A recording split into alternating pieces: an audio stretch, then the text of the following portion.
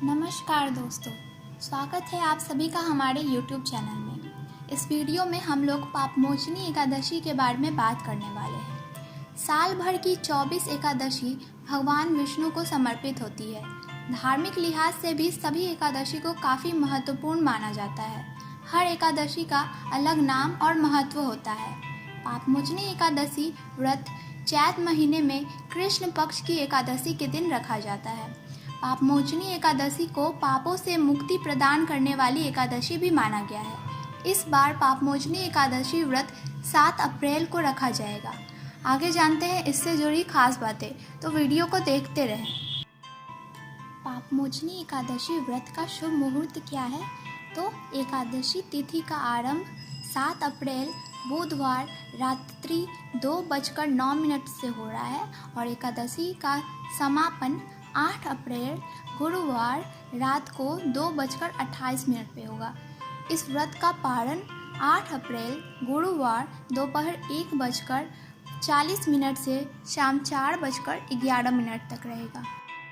अब हम जानते हैं कि एकादशी के दिन पूजा कैसे करें, यानी कि एकादशी की पूजन विधि।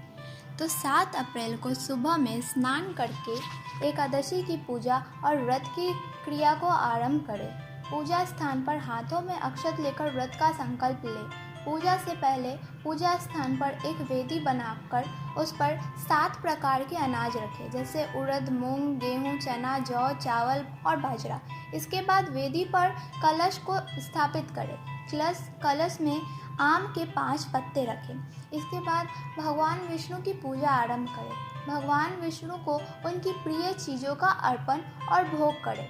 आरती करें। व्रत का पारण और शुभ मुहूर्त में विधि पूर्वक करें।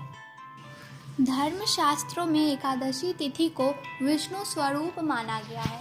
इस तिथि को पूजित होने पर संसार के स्वामी सर्वेश्वर श्री हरि संतुष्ट होकर अपने भक्तों के समस्त कष्टों का निवारण करते हैं।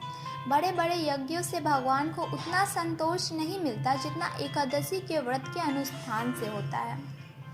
अनेक शास्त्रों में कहा गया है कि संसार में उत्पन्न होने वाला कोई भी मनुष्य नहीं है जिसने जाने अनजाने में कोई पाप नहीं किया हो। ईश्वरीय विधान के अनुसार पाप के दंड से बचा जा सकता है अगर पापमोचनी एकादशी का व्रत किया जाए। धर्म शास्त्रों में एकादशी तिथि को विष्णु स्वरूप माना गया है। इस तिथि को पूजित होने पर संसार के स्वामी हरि संतुष्ट होकर अपने भक्तों के समस्त कष्टों का निवारण करते हैं। एकादशी तिथि को रात्रि में जागरण करने का भी बहुत महत्व बताया गया है। पद्म पुराण के अनुसार जो मनुष्य पापमोचनी एकादशी का व्रत करते हैं उनका सारा पाप नष्ट हो जाता है। इस व्रत को करने से सहस्त्र गोदान का फल मिलता है। ब्रह्म हत्या, सुवर्ण चोरी, सुरापान और गुरु पत्नी गमन जैसे महापाप भी इस व्रत को करने से दूर हो जाते हैं। अर्थात यह व्रत बहुत ही पुण्यमय है। अब हम जानते हैं इस व्रत की कथा। कथा के अनुसार भगवान विष्णु युधिष्ठिर से कहते हैं, राजा मांधाता ने एक समय में लोमेश ऋषि से जब पूछा कि प्रभु यह बताएं कि मनुष्य जो जाने अनजाने में पाप कर्म करता है उससे कैसे मुक्त हो सकता है। राजा मांधाता के इस प्रश्न के जवाब में लोमेश ऋषि ने राजा को एक कहानी सुनाई कि चैत्र रथ नामक सुंदर वन में चैवक्य ऋषि के पुत्र मेधावी ऋषि तपस्या में लीन थे।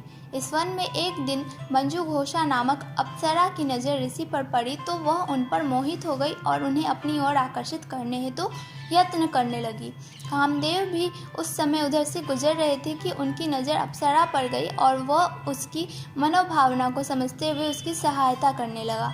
अप्सरा अपने यत्न में सफल हुई और ऋषि काम पीड़ित हो गए।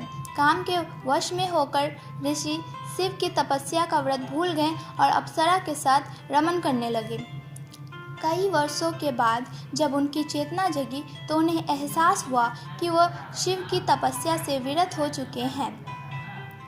उन्हें तब उस अप्सरा पर बहुत क्रोध हुआ और तपस्या भंग करने का दोषी जानकर ऋषि ने अप्सरा को पिशाचिनी होने का श्राप दे दिया। श्राप से दुखी होकर वह ऋषि के पैरों में गिर पड़ी और श्राप से मुक्ति के लिए अनुनय करने लगी। अप्सरा की याचना से द्रवित होकर मेधावी ऋषि ने उसे विधि से ही चैत्र कृष्ण ने एकादशी का व्रत करने के लिए कहा।